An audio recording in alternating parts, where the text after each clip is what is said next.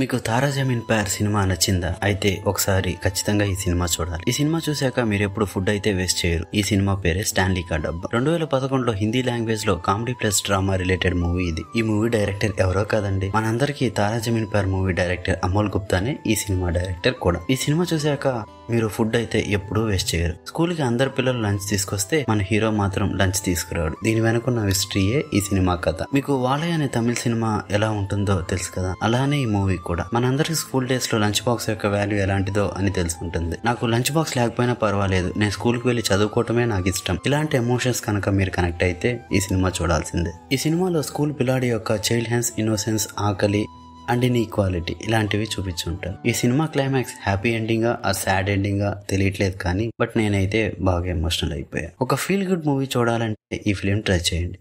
Movies బాగా చూసే మీ friends కి ఈ రీల్ షేర్ చేయండి.